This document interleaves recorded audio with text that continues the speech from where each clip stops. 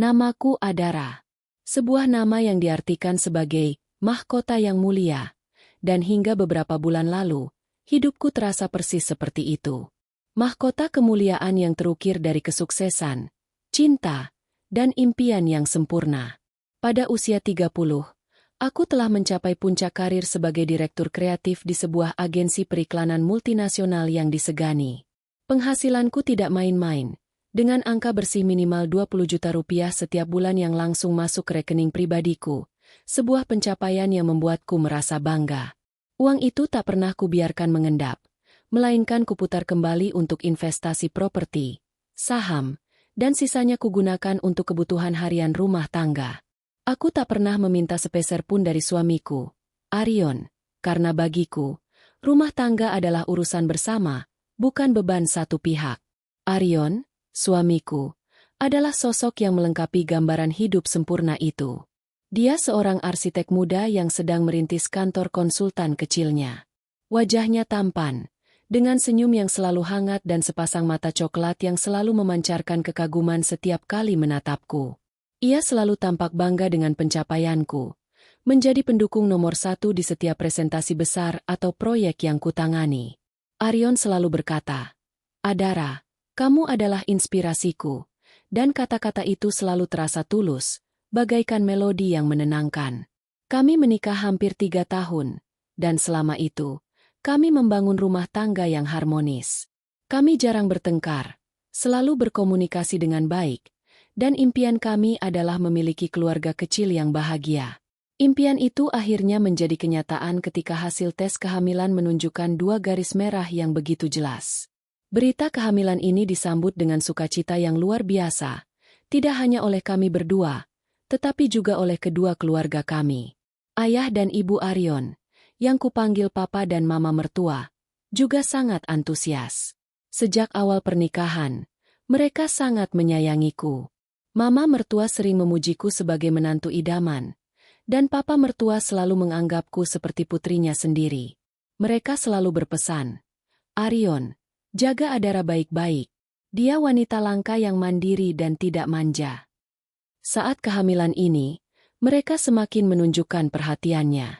Mama mertua selalu membawakanku makanan sehat, sementara papa mertua selalu mengingatkanku untuk tidak terlalu lelah bekerja. Kebahagiaan kami terasa lengkap. Di tengah kebahagiaan yang meluap-luap ini, sebuah bayangan kecil mulai muncul. Semua berawal dari sebuah notifikasi di ponsel Arion. Suatu sore, aku hendak mengambilkan minum untuknya saat ponselnya berdering di atas meja. Layar notifikasi menampilkan pesan dari sebuah nomor yang tidak kukenal. "Sudah sampai hotel? Jangan lupa kabari kalau sudah di kamar ya, sayang." Jantungku seolah berhenti berdetak. Kata, "sayang," itu terasa seperti pukulan keras di ulu hati.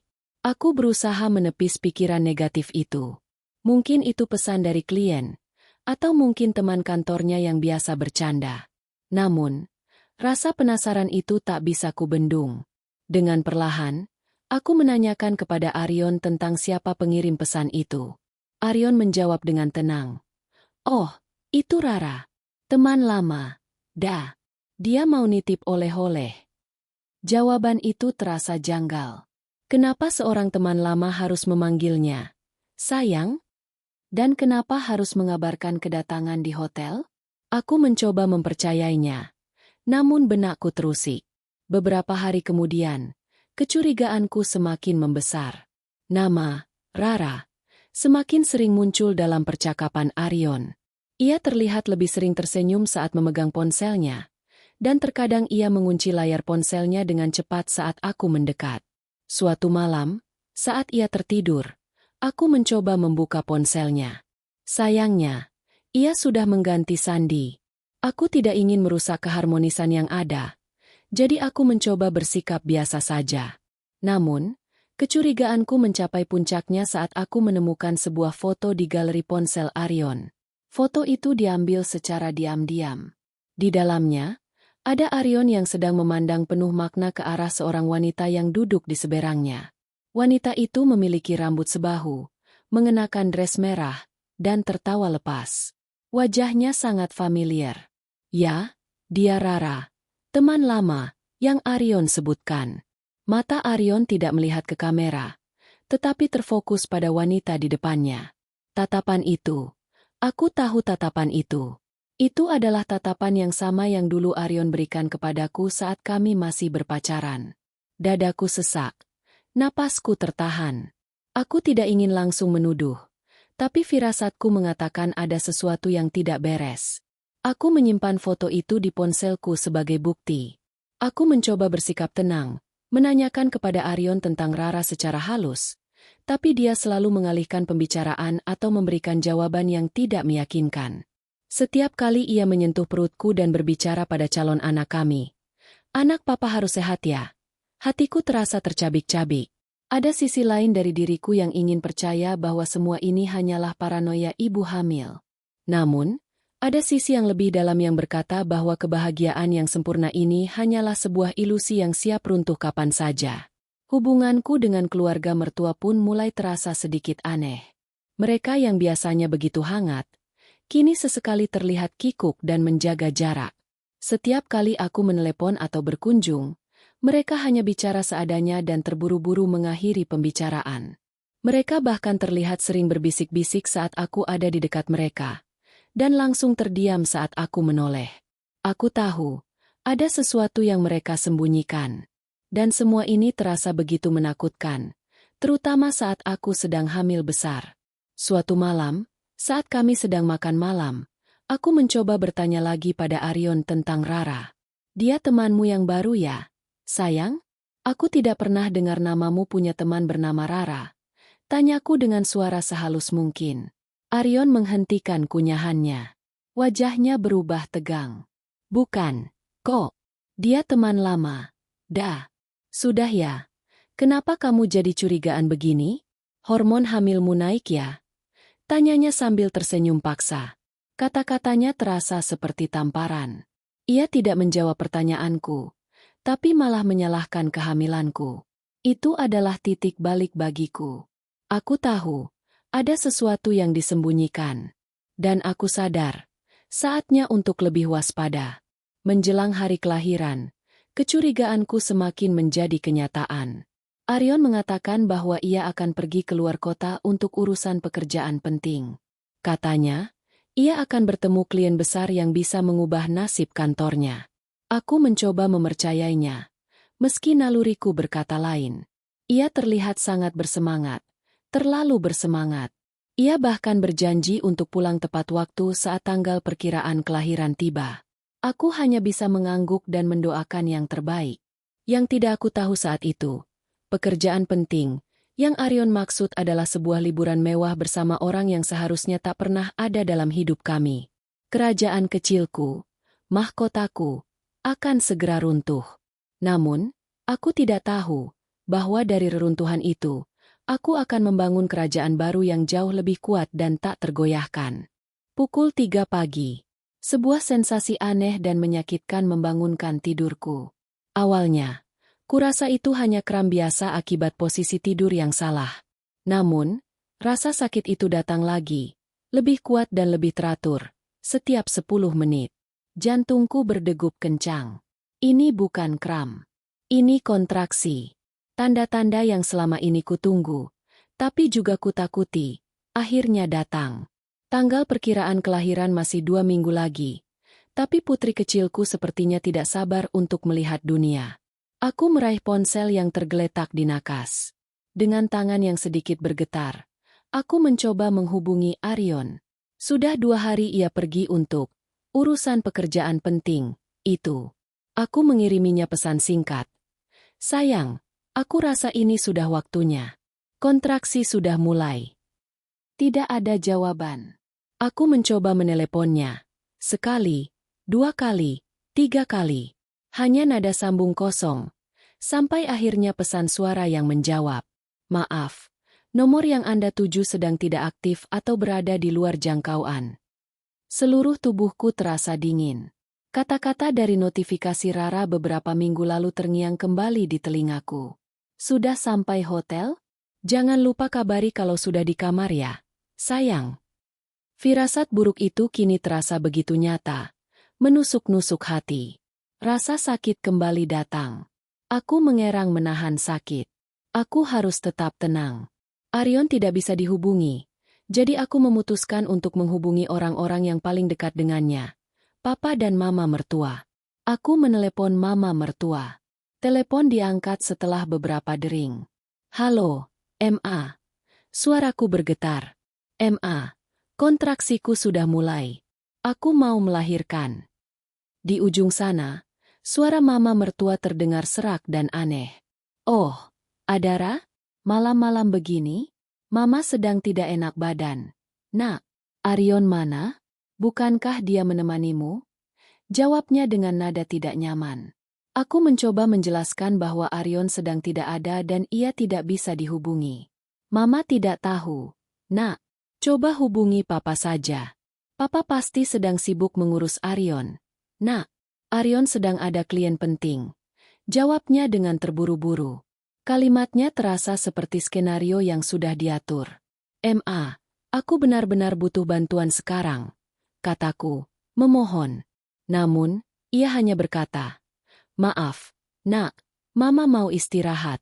Hubungi papa saja ya. Lalu telepon ditutup. Aku merasa dihantam kenyataan. Orang-orang yang selama ini begitu baik, begitu peduli, kini berubah menjadi orang asing yang dingin. Aku mencoba menghubungi papa mertua. Sama seperti mama mertua, telepon diangkat dengan nada enggan. Ada apa? Nak? Bukankah Aryon sudah pulang? Tanyanya. Belum, Pak. Kontraksiku sudah mulai. Ponsel Aryon tidak aktif. Papa tahu dia di mana? Aku butuh bantuan ke rumah sakit. Ujarku. Air mataku sudah tak terbendung. Wah, Papa tidak tahu. Nak, Papa juga sedang sibuk. Kamu telepon taksi saja. Nak, masa kamu tidak bisa ke rumah sakit sendiri? Papa percaya kamu wanita mandiri. Jawab papa mertua dengan suara yang dingin. Kalimat, wanita mandiri, itu, yang dulu sering ia gunakan untuk memujiku, kini terasa seperti hinaan dan alasan untuk menyingkirkanku. Ia pun menutup telepon tanpa menunggu jawabanku. Aku duduk di tepi ranjang, terisak. Dinding kebohongan yang kubangun sendiri, dengan mencoba berpikir positif, kini runtuh total. Tidak ada yang peduli. Aryon tidak ada. Keluarganya pun tidak ada. Aku sendirian. Rasa sakit dari kontraksi terasa bertambah 1000 kali lipat. Bukan hanya di perut, tapi juga di hatiku. Aku tahu, aku tidak bisa menunggu lagi. Aku harus pergi ke rumah sakit. Aku meraih kunci mobil, mengambil tas bersalin, dan dengan sisa tenaga yang kumiliki, aku berjalan perlahan menuju pintu. Namun, di tengah perjalanan menuju mobil, rasa sakit itu kembali datang, jauh lebih kuat. Aku tidak bisa bergerak. Tenagaku seperti terkuras habis. Panik mulai merayap. Aku harus menghubungi seseorang. Temanku, Maya. Ia satu-satunya orang yang bisa kuandalkan saat ini. Aku meneleponnya sambil menahan sakit. Maya, aku mau melahirkan. Aku di depan rumah. Aku tidak bisa bergerak. 15 menit kemudian, Maya datang dengan mobilnya. Wajahnya panik. Ia melihatku meringkuk di depan pintu, memegangi perut. Air mata membanjir di pipiku. Astaga, Adara. Di mana Aryon? Tanyanya sambil membantuku masuk ke mobil. Aku hanya bisa menggelengkan kepala. Maya tidak bertanya lebih jauh. Ia mengendarai mobil dengan kecepatan penuh menuju rumah sakit. Di sepanjang jalan, aku mencengkeram tangannya erat-erat, sementara air mataku terus mengalir. Maya hanya menggenggam tanganku, memberiku kekuatan tanpa perlu berkata apa-apa. Setibanya di rumah sakit, aku langsung dibawa ke ruang bersalin. Prosesnya terasa begitu panjang dan menyakitkan. Aku berjuang sendirian. Setiap kali kontraksi datang, aku memejamkan mata dan membayangkan Aryon ada di sana. Namun, saat kubuka mata, hanya ada wajah cemas Maya dan perawat yang terus menyemangatiku. Maya menemaniku sepanjang proses, memegang tanganku, menyeka keringat di dahiku, dan membisikkan kata-kata penyemangat. Dia adalah satu-satunya malaikat yang menemaniku saat itu. Jam demi jam berlalu. Rasa sakit itu mencapai puncaknya. Ada dorongan kuat yang tak tertahankan. Perawat berteriak, "Ayo, ibu, dorong lagi. Sedikit lagi." Aku mengerahkan seluruh tenagaku. Nafas terakhir. Sebuah dorongan yang terasa begitu berat. Lalu, tiba-tiba, semua rasa sakit itu menghilang. Yang ada hanyalah suara tangisan mungil yang mengisi ruangan.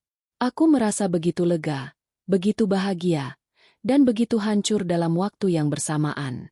Putriku lahir dengan selamat. Dia diletakkan di dadaku. Tubuhnya masih basah, wajahnya merah, rambutnya hitam dan lebat. Ia membuka mata kecilnya, menatapku, seolah tahu aku adalah ibunya. Aku memeluknya erat, mencium keningnya, dan air mataku yang mengalir kini bercampur dengan air mata kebahagiaan. Tapi, saat aku memandang ke sisi ranjang yang kosong, tempat di mana Arion seharusnya berdiri, hatiku kembali teriris. Di hari terpenting dalam hidupku, suamiku tidak ada. Di saat aku melahirkan putrinya, ia entah di mana. Kesedihan itu terasa begitu dalam. Namun, saat putriku mengatupkan tangan mungilnya di jariku, aku tahu, aku tidak sendirian. Aku memiliki dia. Dan untuknya, aku akan berjuang. Suara tangisan bayi pecah di antara keheningan kamar bersalin, merobek dinding-dinding kecemasan yang telah kubangun. Tangisan itu bukan hanya sebuah suara, melainkan melodi paling indah yang pernah kudengar. Sebuah melodi yang mengumumkan kedatangan malaikat kecilku. Bayiku, seorang putri mungil dengan pipi gembil dan rambut hitam pekat, lahir dengan selamat. Dia diletakkan di dadaku, kulitnya yang hangat terasa bagai keajaiban. Aku memandanginya. Air mata mengalir deras. Bukan air mata kesedihan atau rasa sakit dari proses melahirkan, melainkan air mata haru yang bercampur dengan kekecewaan yang menganga. Di detik-detik paling sakral dalam hidupku, sosok yang seharusnya memegang tanganku, menemaniku, tidak ada di sisiku. Seorang perawat datang dan mengucapkan selamat. Ibu Adara, bayinya cantik sekali, mirip ibunya. Aku hanya bisa tersenyum lemah. Aku mencoba mencari ponselku. Aku masih berharap ada pesan dari Arion, sebuah pesan yang menjelaskan semuanya. Tapi layar ponselku tetap hening. Tak ada notifikasi, tak ada panggilan masuk, tak ada kabar. Kosong. Hati yang tadinya dipenuhi sukacita karena kehadiran putriku, kini terasa dilubangi. Aku menarik napas dalam, memeluk putriku lebih erat.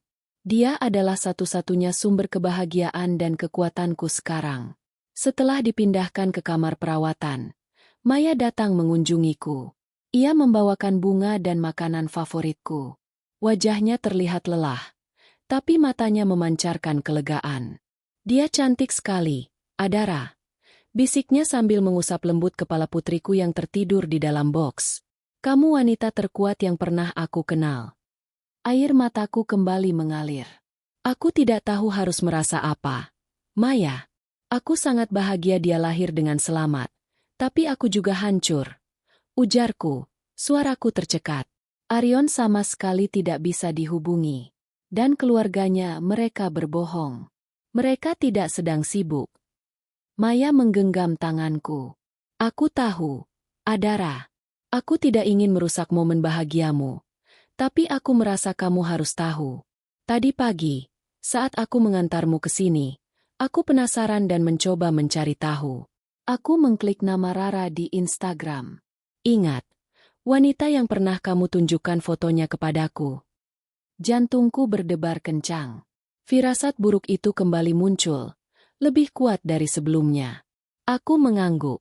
Ternyata akun Instagramnya tidak dikunci. Lanjut Maya. Ia kemudian mengeluarkan ponselnya dan menunjukkan sebuah foto padaku. Foto itu adalah sebuah pemandangan pantai yang indah dengan air laut biru kehijauan. Pemandangan itu seolah membeku, menusuk tepat di ulu hatiku. Di tengah foto, ada sosok Arion. Ia mengenakan celana pendek dan kemeja pantai berwarna cerah, berdiri di samping Rara. Mereka berdua tertawa lepas, memegang gelas berisi minuman koktail. Di belakang mereka, samar-samar, terlihat papa dan mama mertua yang juga tertawa, menikmati pemandangan. Mereka semua tampak begitu bahagia. Dunia seolah berhenti berputar. Aku menatap foto itu, mencoba mencerna. Ini bukan mimpi buruk. Ini adalah kenyataan pahit yang begitu kejam. Di saat aku berjuang antara hidup dan mati, merasakan sakit yang tak terlukiskan, dan melahirkan cucu pertama mereka, suami dan keluarganya sedang berpesta, merayakan liburan mewah dengan seorang wanita yang jelas-jelas adalah selingkuhan Arion. Sebuah lubang hitam menganga di dadaku, menyedot semua kebahagiaan yang baru saja kurasakan.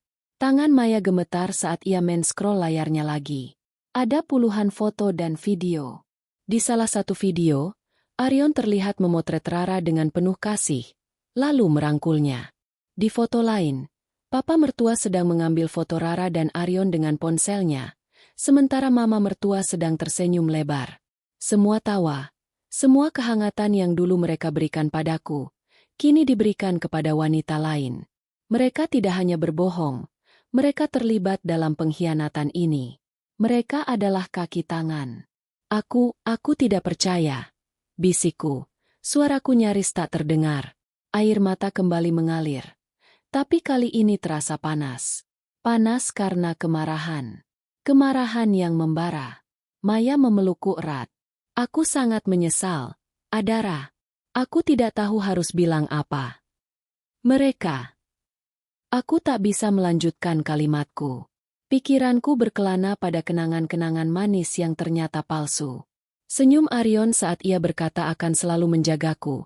Pelukan hangat mama mertua saat ia memanggilku anak kesayangannya. Semua itu, semua tawa dan kebahagiaan itu, kini terasa begitu menjijikan. Mereka membohongiku di saat aku mengandung anak Arion, anak mereka. Setelah Maya pulang, aku tidak bisa tidur. Aku menatap putriku yang terlelap dengan tenang. Wajahnya polos, tidak tahu betapa kejamnya dunia yang baru saja ia masuki. Ia terlahir dari sebuah pengorbanan yang tidak dihargai. Tiba-tiba, rasa sakit di hatiku berubah menjadi tekad. Ini bukan tentang cinta lagi. Ini tentang martabat. Tentang keadilan. Mereka harus membayar mahal untuk pengkhianatan ini. Pagi harinya, aku mengambil langkah pertama. Aku meminta Maya untuk membantuku mengambil laptop dan beberapa dokumen penting dari rumah.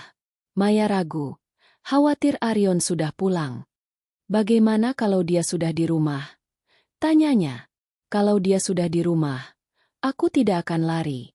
Dia yang akan menghadapi konsekuensinya. Jawabku dengan dingin. Maya mengangguk, melihat tatapan mataku yang kosong tapi penuh dengan amarah. Beberapa jam kemudian, Maya mengirimiku pesan. Rumah kosong. Aku memintanya untuk membuka dokumen bankku yang berisi informasi rekening dan kode akses.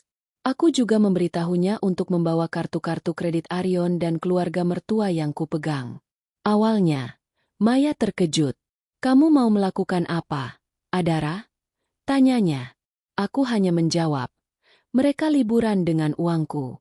Biarkan mereka sekarang menikmati hidup yang benar-benar mereka bangun sendiri. Malamnya, saat putriku sedang menyusu, aku menghubungi layanan bank prioritas yang selama ini mengelola keuanganku. Aku meminta agar semua transfer bulanan otomatis yang masuk ke rekening Arion dihentikan. Aku juga memblokir semua kartu kredit tambahan yang kupegang atas nama Arion.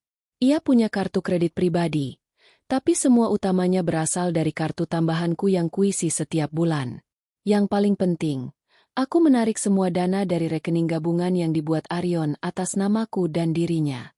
Saldo puluhan juta rupiah itu, yang seharusnya digunakan untuk membangun rumah baru kami, kini kembali sepenuhnya ke rekening pribadiku. Aku tahu, ini adalah langkah yang berani, dan mungkin dianggap kejam. Tapi bagaimana mereka bisa bersikap kejam di saat aku mempertaruhkan nyawaku untuk melahirkan? Sementara mereka bersenang-senang di bawah sinar matahari? Aku tidak meminta simpati atau belas kasihan. Aku hanya ingin keadilan. Malam itu, di samping putriku yang tertidur pulas, aku mengirimkan sebuah pesan singkat kepada Arion. Pesan itu sangat sederhana dan dingin, tanpa emosi. Uang sudah ditarik. Selamat menikmati hidup yang telah kamu pilih. Aku juga mengirimkan pesan yang sama kepada papa dan mama mertua. dengan tambahan, "Selamat berlibur, Mama dan Papa. Semoga liburannya menyenangkan." Aku tahu, kebahagiaan palsu mereka akan segera berakhir. Aku tidak tahu seberapa besar efeknya, tapi yang pasti, hidup mereka tidak akan sama lagi. Aku merasa lega sekaligus takut. Tapi yang paling mendominasi adalah tekad. Aku tidak akan membiarkan pengkhianatan ini mengalahkanku. Aku akan bangkit, menjadi ibu yang kuat untuk putriku, dan membuktikan bahwa aku bisa berdiri tegak tanpa laki-laki yang berkhianat. Dengan tekad membara di hati, aku memeluk putriku lebih erat dan mencium keningnya. Dunia mungkin terasa kejam, tapi aku akan melindunginya dengan segenap jiwa dan ragaku. Malam itu, di kamar perawatan yang hening, aku memeluk putriku dengan erat. Aku melihat ke bawah, pada wajahnya yang damai. Sebuah wajah yang tidak tahu betapa kejamnya dunia tempat ia dilahirkan. Aku merasa hancur. Bukan karena rasa sakit fisik dari proses melahirkan, tapi karena luka yang menganga di hati.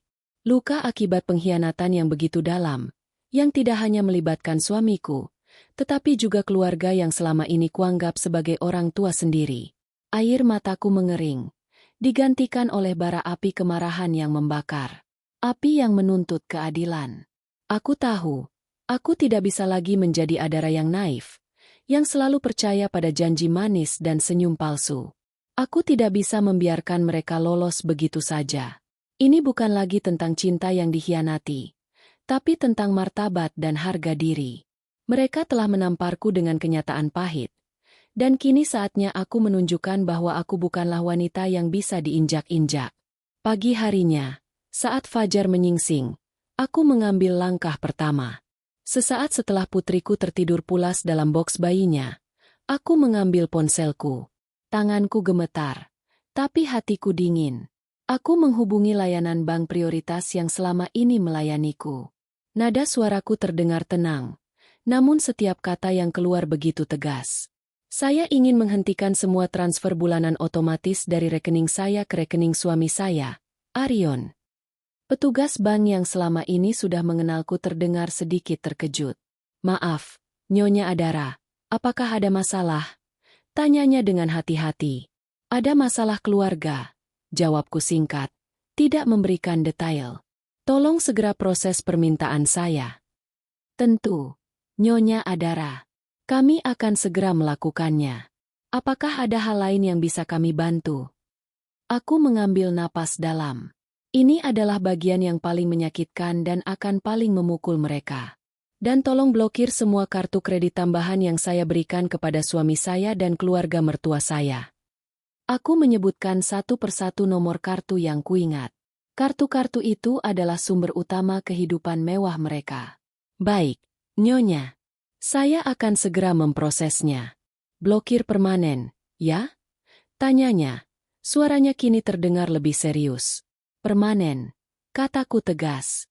Setelah itu, aku juga meminta untuk memindahkan semua dana dari rekening gabungan yang kupegang dengan Arion ke rekening pribadiku.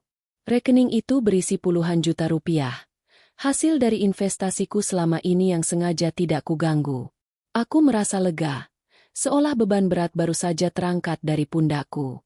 Akhirnya, aku memiliki kendali penuh atas hidupku lagi. Setelah urusan bank selesai, aku membuka ponsel. Ada puluhan pesan dan panggilan tak terjawab dari Maya, temanku. "Adara, kamu baik-baik saja? Aku khawatir." Aku membalas pesannya. "Aku baik-baik saja, Mei. Aku sudah mengambil tindakan. Bisakah kamu membantuku mengambil laptop dan beberapa dokumen penting dari rumah?" Maya langsung setuju, meski ia terdengar cemas. "Aku akan ke sana sekarang, tapi kamu yakin?" tanyanya. "Aku sangat yakin, Mei. Tolong ambilkan juga semua kartu kredit dan kartu debit tambahan yang atas namaku tapi dipegang oleh Arion dan keluarganya. Aku sudah memblokirnya, tapi aku butuh kartunya kembali." Maya terdiam sejenak. Kamu serius, Adara? Mereka akan sangat marah." "Biarkan saja mereka marah. Aku lebih pantas marah daripada mereka. Mereka liburan dengan uangku di saat aku berjuang melahirkan. Biarkan mereka sekarang menikmati hidup yang benar-benar mereka bangun sendiri, kataku dengan suara serak. Maya mengerti. Ia segera melaksanakan permintaanku. Ia mengirimiku pesan saat ia masuk ke rumah. Rumah kosong. Tidak ada siapa-siapa. Mereka pasti masih dalam perjalanan pulang. Aku memintanya untuk membuka dokumen bankku yang berisi informasi rekening dan kode akses, lalu mengirimkan foto-foto tersebut padaku. Aku juga memintanya untuk membawa kartu kredit dan kartu debit Arion serta keluarga mertua yang kupegang. Awalnya, Maya terkejut. "Kamu mau melakukan apa, Adara?" tanyanya. Aku hanya menjawab, "Mereka liburan dengan uangku. Biarkan mereka sekarang menikmati hidup yang benar-benar mereka bangun sendiri."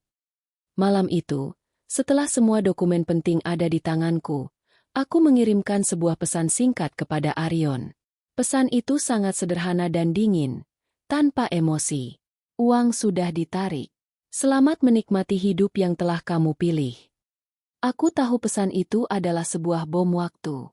Aku juga mengirimkan pesan yang sama kepada papa dan mama mertua, dengan tambahan, "Selamat berlibur, mama dan papa.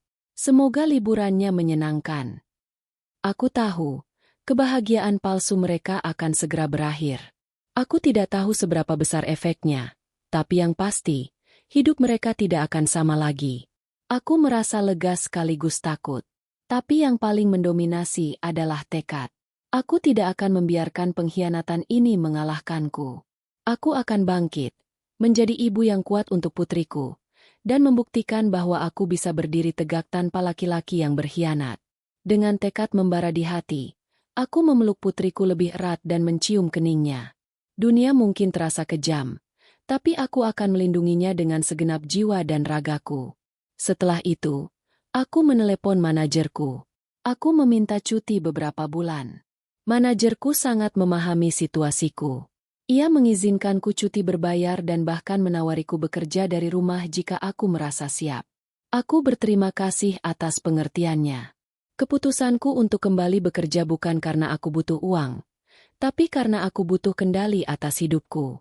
Aku ingin menunjukkan pada diriku sendiri bahwa aku bisa berhasil, bahkan tanpa dukungan yang seharusnya kudapatkan dari suamiku. Malam itu, aku tidur nyenyak untuk pertama kalinya sejak kontraksi dimulai. Aku tidak lagi memikirkan Arion atau keluarganya. Pikiranku hanya terfokus pada putriku dan masa depan kami. Aku akan membesarkannya menjadi wanita yang kuat, mandiri, dan tidak akan pernah membiarkan orang lain menginjak-injaknya. Aku akan menjadi contoh baginya, bahwa seorang wanita tidak butuh pria untuk bahagia. Pesan singkat yang kukirimkan itu adalah langkah awal. Langkah yang akan membuat mereka terkejut, marah, dan akhirnya, merasakan penderitaan yang kurasakan. Aku tidak tahu apa yang akan terjadi selanjutnya, tapi aku siap menghadapi apapun. Aku sudah kehilangan segalanya. Tapi di sisi lain, aku juga mendapatkan segalanya. Aku mendapatkan putriku, dan aku mendapatkan kembali diriku. 2 hari setelah pesan singkat yang kukirim, hidupku terasa begitu sunyi, namun anehnya, juga lebih tenang. Aku menghabiskan seluruh waktuku dengan merawat putriku, menikmati setiap detik bersamanya. Aku menyisir rambutnya yang tipis, mengamati jari-jari mungilnya, dan mendengarkan suara napasnya yang teratur. Pikiranku tidak lagi dipenuhi amarah, tapi ketenangan yang menakutkan, seperti mata badai sebelum kehancuran. Aku tahu, badai itu akan datang, dan ia datang lebih cepat dari yang kuduga. Maya, yang sudah kembali ke rumahku untuk memastikan keadaanku, mengirim pesan suara dengan nada panik. "Adara, mereka pulang. Aku melihat mereka di lobi apartemenmu sekarang. Mereka terlihat sangat marah. Adara." Aku tidak tahu apa yang mereka katakan, tapi wajah mereka seperti singa kelaparan. Mereka bertanya-tanya mengapa kartu-kartu mereka tidak bisa digunakan dan mereka tidak punya uang tunai. Napas yang kutahan sejak kemarin akhirnya kuembuskan. Saatnya telah tiba. Aku meminta Maya untuk mengunci diri di kamar tamu, sementara aku bersiap menghadapi mereka. Aku mengenakan piyama yang nyaman, merapikan rambutku seadanya, dan berjalan ke ruang tamu. Aku melihat ke bawah dari jendela apartemenku di lantai 20. Di lobi, ada Arion, papa dan mama mertua, dan yang paling membuatku jijik, Rara. Wajah mereka terlihat kuyu, kotor, dan penuh amarah. Mereka tidak lagi tampak seperti orang-orang bahagia yang berjemur di foto-foto liburan. Mereka tampak seperti orang-orang yang baru saja menghadapi kenyataan pahit. Bel pintu apartemen berbunyi nyaring, bukan hanya sekali, tapi berulang-ulang tanpa henti, seolah-olah Arion ingin merobohkan pintu itu. Aku tidak langsung membukanya. Aku membiarkannya berbunyi selama beberapa saat, menikmati dentingnya yang bergema di keheningan apartemen. Ingin mereka merasakan sedikit dari ketidakberdayaan yang kurasakan saat berjuang melahirkan tanpa seorang pun di sisiku. Akhirnya, aku membuka pintu. Adara! Arion langsung berteriak. Suaranya pecah. Wajahnya merah padam. Apa yang kamu lakukan? Kenapa semua kartuku diblokir? Kenapa mama dan papa tidak bisa menarik uang dari ATM? Jelaskan sekarang. Aku menatapnya dengan pandangan kosong. Aku tidak mengenali pria di depanku ini. Pria yang kutemui dulu adalah pria yang sabar, baik, dan penuh kasih. Pria yang di depanku ini hanyalah orang asing yang marah dan egois. Seorang anak manja yang kehilangan mainannya. Pulang dari liburan? Tanyaku dengan nada yang datar, seolah bertanya tentang hal sepele. Mama mertua melangkah maju, tangannya di pinggang, matanya berkaca-kaca karena marah. Adara, kamu berbuat gila, ya? Kamu tahu betapa susahnya kami di bandara. Kami harus meminjam uang dari Rara hanya untuk bisa pulang. Lalu taksi di sini. Kami tidak punya uang untuk bayar taksi. Akhirnya kami harus jalan kaki sampai ke lobi apartemenmu. Kamu gila, Adara. Oh, begitu. Aku mengangkat alis. Saya kira kalian bisa minta tolong kepada Pak Arion. Bukankah dia suami saya yang sangat sukses? Arion semakin marah, maju selangkah, dan mencoba meraih kerah piyamaku. Adara, ini bukan waktunya bercanda. Aku butuh uang untuk membayar taksi dan kebutuhan lain. Dan untuk apa kamu memblokir semua kartu mama dan papa? Aku butuh uang, Adara. Uang? Tanyaku, menekankan kata itu. Aku menatap langsung ke matanya, tanpa gentar. Uang yang mana? Arion? Apa yang terjadi pada uang bulananku yang biasa kuberikan? Mama dan papa? Aku mengabaikan pertanyaan Arion, menatap mertuaku bergantian. Bukankah uang itu seharusnya kalian gunakan untuk biaya hidup, bukan untuk liburan mewah keluar kota? Rara, yang tadinya diam di belakang, melangkah maju. Ia mencoba tersenyum, senyum yang gagal menutupi rasa takut dan jijik yang terpampang di matanya. Adara, tidak perlu terlalu drama. Ini hanya salah paham. Kami bisa bicara baik-baik. Aku menatapnya dengan tajam. Senyumnya yang manis di foto-foto liburan itu kini berubah menjadi seringai penuh jijik. Salah paham? Liburan ke pantai dengan suami orang di saat istrinya melahirkan. Itu salah paham. Aku mengeluarkan ponselku dan menunjukkan foto-foto yang Maya kirimkan. Ini. Apa ini juga salah paham? Kalian terlihat sangat bahagia. Wajah Arion, papa, dan mama mertua memucat. Mereka tidak bisa membantah. Semua bukti terpampang jelas di depan mata mereka. Udara di antara kami terasa berat, penuh dengan pengkhianatan dan kebohongan yang telah terungkap. Adara, dengarkan aku, kata Arion, suaranya melunak, penuh dengan kepalsuan. Ia mencoba meraih tanganku. Ini tidak seperti yang kamu pikirkan. Aku bisa jelaskan. Jelaskan apa, Arion? Aku menarik tanganku, seolah dia adalah kuman yang menjijikkan. Jelaskan mengapa kamu mematikan ponselmu saat aku ingin melahirkan? Jelaskan mengapa keluargamu berbohong padaku? Jelaskan mengapa kamu berlibur dengan wanita ini di saat aku mempertaruhkan nyawaku untuk melahirkan anakmu? Di mana empati kalian? Mereka semua terdiam. Tidak ada yang bisa menjawab. Mereka hanya bisa menundukkan kepala. Rara terlihat tidak nyaman, sementara mama mertua mulai menangis. Adara, kami hanya... Cukup, teriakku. Suaraku menggelegar. Aku sudah muak dengan kebohongan kalian. Aku sudah muak dengan sandiwara ini. Kalian bisa kembali ke lubang kalian sekarang. Aku tidak butuh kalian lagi. Aku menutup pintu apartemen dengan keras, meninggalkan mereka di luar. Setelah itu, aku terduduk di lantai, napasku tersengal-sengal. Air mata yang tadinya kering, kini kembali mengalir. Bukan air mata kesedihan, melainkan air mata kelegaan. Aku telah menghadapi mereka. Aku telah mengatakan semua yang ingin kukatakan. Aku tidak lagi merasa takut atau lemah. Aku merasa bebas. Aku menoleh ke arah boks bayi. Putriku tertidur dengan tenang. Ia adalah alasanku untuk menjadi kuat, dan aku tidak akan mengecewakannya. Setelah konfrontasi yang menguras emosi itu, Adara menutup rapat pintu apartemennya, meninggalkan kemarahan dan kebingungan di sisi lain. Ia terduduk di lantai, bersandar pada pintu, merasakan napasnya yang tersengal. Air mata mengalir deras, namun kali ini bukan air mata kesedihan, melainkan percampuran antara kelegaan dan kekuatan. Ia telah menghadapi mereka. Ia telah membela dirinya sendiri. Dan yang terpenting, ia telah melindungi putrinya dari racun kebohongan dan pengkhianatan. Keputusan telah dibuat, dan tidak ada jalan untuk kembali.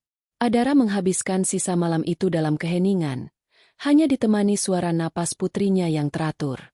Di pagi hari, ia memutuskan untuk mengambil langkah besar berikutnya. Ia menghubungi orang tuanya, yang tinggal di luar kota.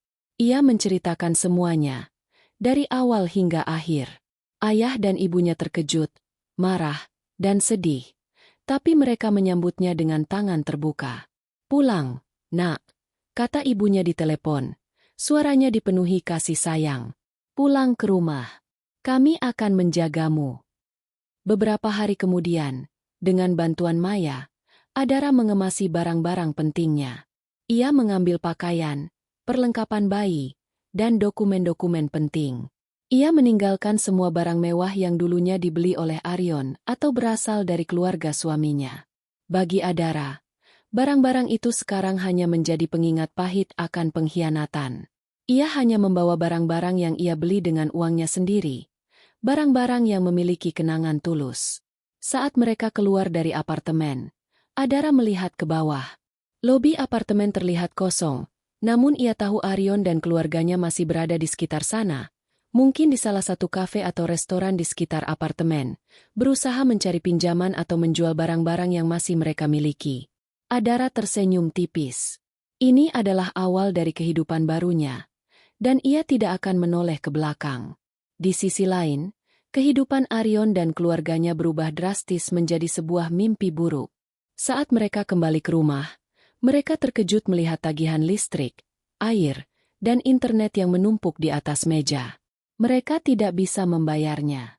Semua uang tunai mereka habis untuk membayar taksi dan makanan. Kartu-kartu mereka tidak bisa digunakan, dan mereka tidak bisa menarik uang dari ATM. Mereka mencoba menghubungi Adara, tapi ponselnya dimatikan. "Ini semua salahmu, Arion!" Mama mertua berteriak.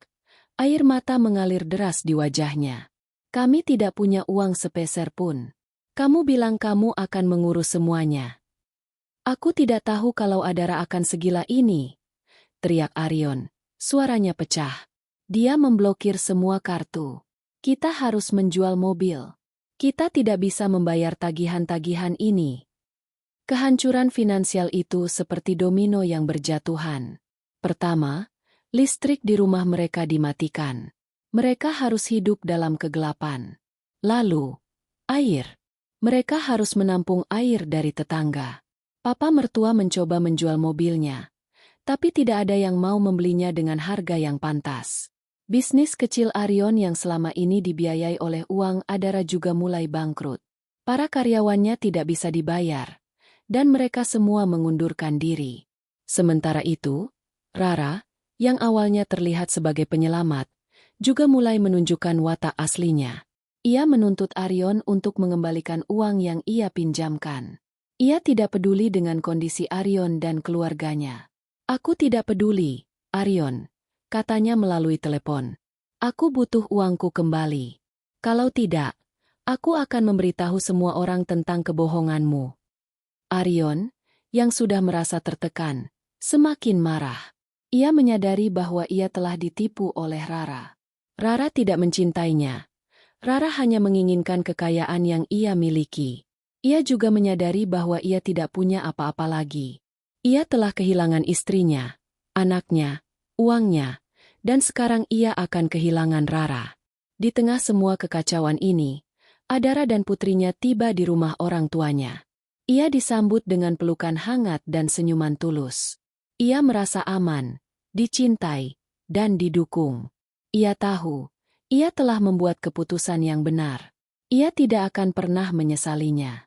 Ia akan memulai hidup baru, sebuah kehidupan yang penuh dengan kebahagiaan, bukan kebohongan. Ia akan fokus pada putrinya, karirnya, dan kebahagiaannya sendiri. Setelah Adara pergi, rumah tangga Arion dan keluarganya berubah menjadi sebuah arena pertarungan yang tiada henti. Malam pertama setelah Adara menutup pintu apartemennya, mereka kembali ke rumah dengan perasaan hampa dan marah. Namun, amarah itu tidak lagi tertuju pada Adara, melainkan saling dilontarkan satu sama lain. Ruang tamu yang dulunya megah, kini terasa sempit dan dipenuhi dengan hawa negatif. Lampu-lampu mati karena tagihan belum dibayar, dan mereka duduk dalam kegelapan, hanya diterangi oleh layar ponsel yang redup. "Ini semua salahmu, Arion," teriak mama mertua. Suaranya pecah di antara kegelapan. "Jika kamu tidak berselingkuh, ini semua tidak akan terjadi. Adara tidak akan pergi." "Aku berselingkuh," Arion balas membentak, berdiri dari sofa. "Kalian juga ikut. Kalian berbohong kepadanya. Kalian mendukungku untuk pergi ke Bali. Ini bukan hanya salahku, ini salah kita semua." "Aku hanya ingin kamu bahagia," ujar mama mertua. Suaranya dipenuhi dengan kepalsuan. "Aku hanya ingin anakku bahagia. Itu bukan kejahatan." "Bahagia?" kata papa mertua, yang selama ini diam. "Apa kamu pikir bahagia itu datang dari uang orang lain? Uang yang kita gunakan selama ini adalah uang Adara. Sekarang kita tidak punya apa-apa. Bisnisku, reputasiku, semuanya hancur." Mereka terus bertengkar, melupakan fakta bahwa mereka berada dalam satu perahu yang sama. Mereka masih mengira bahwa Adara akan kembali. Mereka yakin bahwa Adara, yang terbiasa hidup mewah, tidak akan bisa bertahan tanpa mereka. Mereka yakin Adara akan berlutut dan memohon pengampunan, meminta uang untuk menghidupi dirinya sendiri dan bayinya. Mereka terus mengirimkan pesan dan menelepon Adara, tapi ponselnya dimatikan, dan semua pesan mereka tidak terkirim. 2 hari berlalu. Mereka mulai merasakan akibat dari keputusan Adara. Tagihan listrik, air, dan internet menumpuk di atas meja. Mereka tidak bisa membayarnya. Arion mencoba menarik uang dari ATM, tapi kartunya ditolak. Ia mencoba lagi dan lagi, tapi hasilnya sama. Ia mencoba menggunakan kartu kredit mama dan papa mertua, tapi hasilnya juga sama. Mereka tidak memiliki uang sepeser pun. "Aku akan menjual mobil," kata Arion. Suaranya serak. "Kita bisa menggunakan uang itu untuk membayar tagihan." "Tidak." Mama mertua menolak. "Kamu tidak bisa menjual mobil itu. Itu simbol status kita. Apa kata orang nanti?" "Apa kata orang nanti?" Arion tertawa sinis. "Apa kamu pikir ada yang peduli? Kita sudah menjadi bahan omongan. Adara sudah mengacaukan hidup kita." Arion tetap mencoba menjual mobilnya, tapi tidak ada yang mau membelinya dengan harga yang pantas.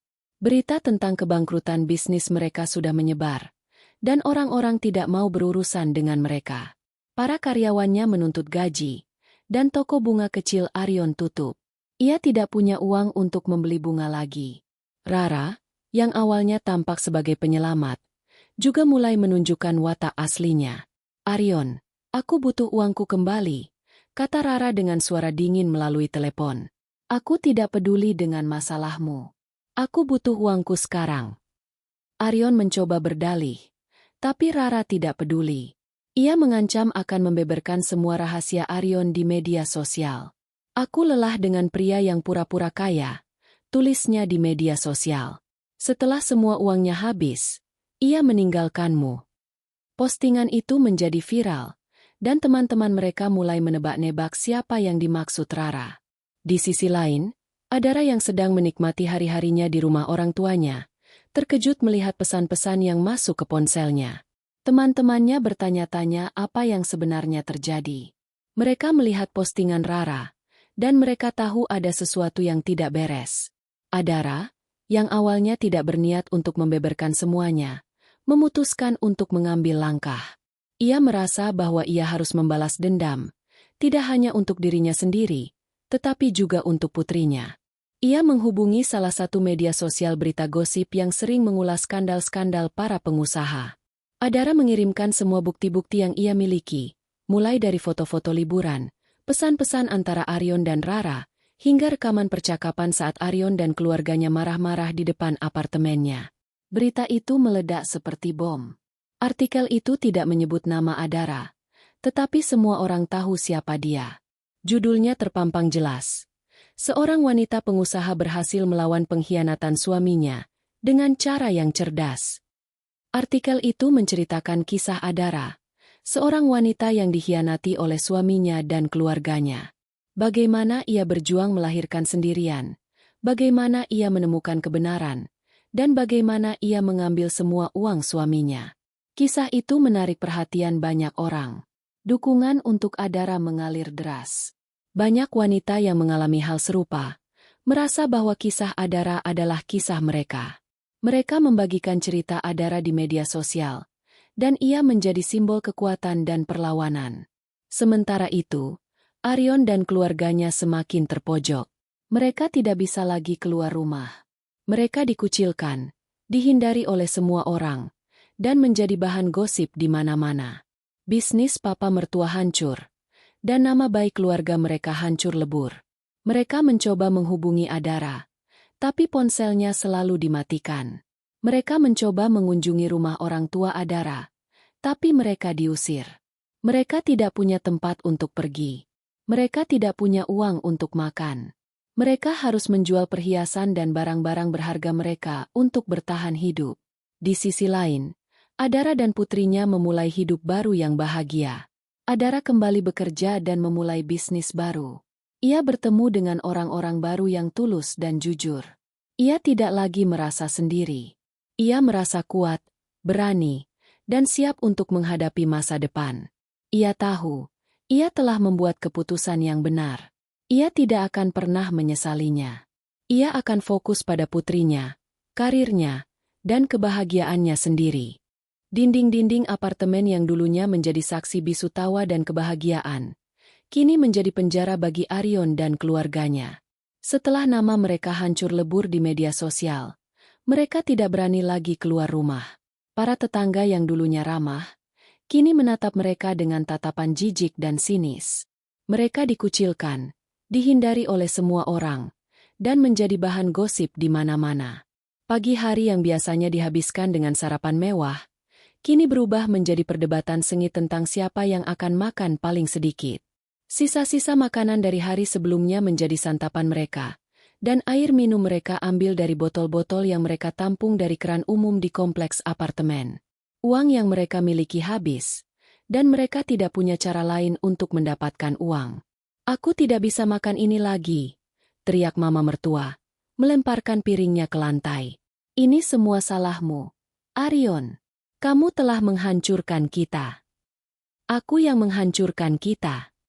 Aryon tertawa sinis. "Kalian yang mendukungku. Kalian yang mengira aku akan selamanya kaya. Kalian yang tidak pernah memberiku dukungan saat aku membutuhkan. Kalian hanya peduli dengan uangku." "Uangmu?" balas papa mertua. Suaranya dipenuhi amarah. "Itu bukan uangmu. Itu uang Adara. Kamu tidak pernah menghasilkan uang sepeser pun. Kamu hanya mengandalkan uang Adara. Sekarang, karena kamu sudah menghancurkan segalanya, kamu menyalahkan kami." Mereka terus bertengkar, melupakan bahwa mereka adalah sebuah keluarga. Mereka saling menyalahkan, saling menghina, dan saling membenci. Perpecahan itu tidak hanya terjadi di antara mereka, tetapi juga di antara mereka dan Rara. Rara, yang awalnya tampak sebagai penyelamat, kini menjadi musuh terbesar mereka. Ia terus mengirimkan pesan-pesan yang berisi ancaman dan hinaan. Arion, aku akan memberitahu semua orang tentang kebohonganmu, tulisnya dalam pesan singkat. Aku akan pastikan kamu tidak punya teman lagi. Aku akan pastikan tidak ada yang mau berurusan denganmu. Kamu akan hancur lebur. Arion, yang sudah merasa tertekan, semakin hancur. Ia tidak bisa tidur, tidak bisa makan, dan tidak bisa berpikir jernih. Ia merasa seperti ada sebuah lubang hitam di dalam dirinya, yang terus mengisap semua kebahagiaan dan kekuatannya. Ia menyadari bahwa ia telah kehilangan segalanya. Ia telah kehilangan istrinya, anaknya, uangnya, dan sekarang ia akan kehilangan Rara. Setelah meninggalkan Arion dan keluarganya, Adara merasa seperti terlahir kembali. Ia tidak lagi dihantui oleh rasa sakit dan kekecewaan. Setiap pagi, ia bangun dengan senyum, memandangi wajah damai putrinya yang tertidur. Ia kembali ke kantor, dan ia disambut dengan tepuk tangan dan dukungan dari teman-teman dan rekan-rekan kerjanya. Mereka tahu apa yang ia alami, dan mereka sangat mengaguminya. Adara tidak lagi mengurus urusan rumah tangga. Ia fokus pada putrinya, karirnya, dan kebahagiaannya sendiri. Ia memperbarui bisnisnya, meluncurkan produk-produk baru yang sukses di pasaran, dan ia menjadi simbol kekuatan dan inspirasi bagi banyak wanita. Kisah hidupnya menjadi inspirasi bagi banyak orang, dan ia sering diundang untuk berbicara di seminar-seminar dan acara-acara motivasi. Ia menghabiskan waktu luangnya dengan putrinya dan teman-temannya, yang selalu ada untuknya. Mereka sering pergi ke taman, ke kebun binatang, atau hanya sekadar duduk di kafe, berbicara tentang kehidupan. Ia merasa, ia tidak pernah sebahagia ini sebelumnya. Ia menyadari bahwa kebahagiaan sejati tidak datang dari uang atau status, melainkan dari orang-orang yang mencintai dan mendukungnya. Suatu hari, saat sedang berjalan-jalan di sebuah taman, ia bertemu dengan seorang pria bernama Revan. Revan adalah seorang arsitek.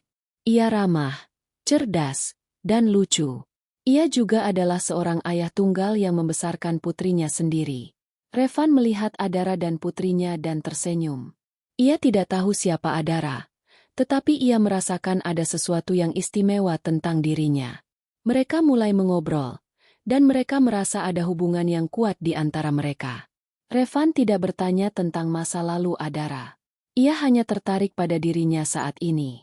Ia tertarik pada keberaniannya, kecerdasannya, dan kelembutannya. Ia membuat Adara merasa nyaman, dihargai, dan dicintai. Mereka sering bertemu setelah itu. Mereka pergi ke bioskop, makan malam, dan menghabiskan waktu bersama. Putrinya juga menyukai Revan dan putrinya. Mereka bermain bersama, tertawa bersama, dan menjadi seperti sebuah keluarga. Adara tidak pernah menyangka bahwa ia akan jatuh cinta lagi, tapi Revan membuatnya percaya bahwa cinta sejati itu ada. Ia membuat Adara percaya bahwa ia pantas untuk bahagia.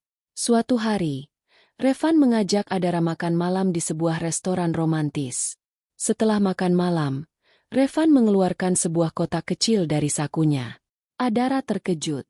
"Adara," kata Revan, matanya dipenuhi dengan cinta. "Aku tidak tahu apa yang akan terjadi di masa depan, tapi aku tahu satu hal. Aku ingin menghabiskan sisa hidupku bersamamu dan putrimu. Maukah kau menikah denganku?" Air mata mengalir di wajah Adara. Ini adalah momen yang ia tidak pernah duga. Ia memikirkan semua yang telah ia lalui, semua rasa sakit dan kekecewaan yang telah ia rasakan.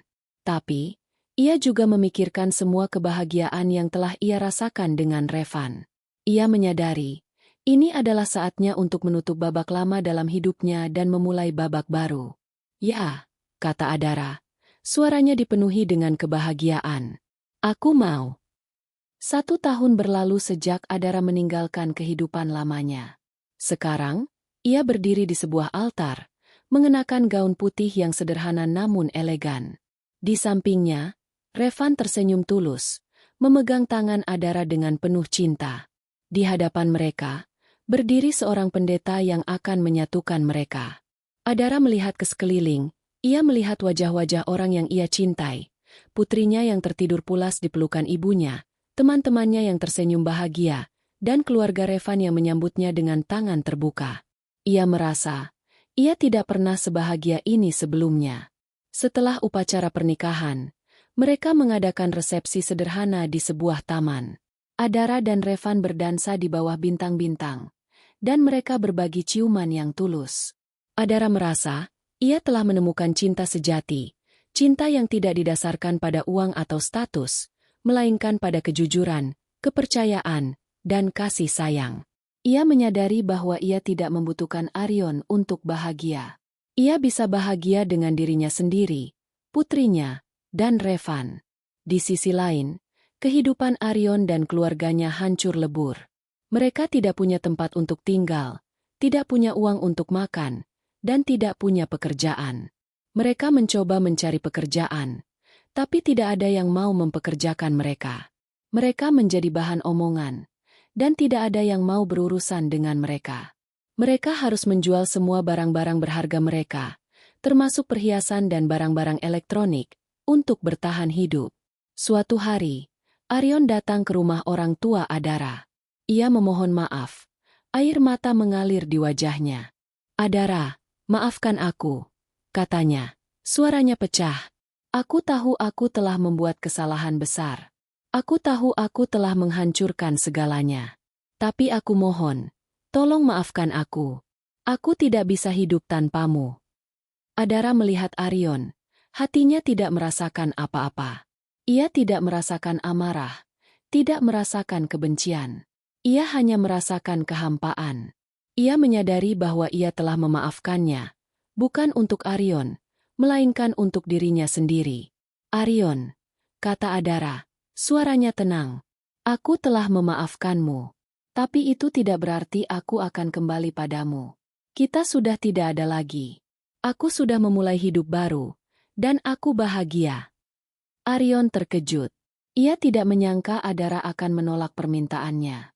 Ia mencoba berdalih, tapi Adara memotongnya. "Sudah cukup, Arion," kata Adara. "Semua sudah berakhir. Aku harap kamu bisa menemukan jalanmu sendiri." Adara menutup pintu. Ia tidak menoleh ke belakang. Ia tahu, ia telah membuat keputusan yang benar. Ia telah melepaskan masa lalunya, dan ia siap untuk menyambut masa depannya. Ia tersenyum, memandangi Revan dan putrinya yang sedang bermain di halaman. Ia tahu, ia telah menemukan akhir yang bahagia, akhir yang tidak pernah ia duga.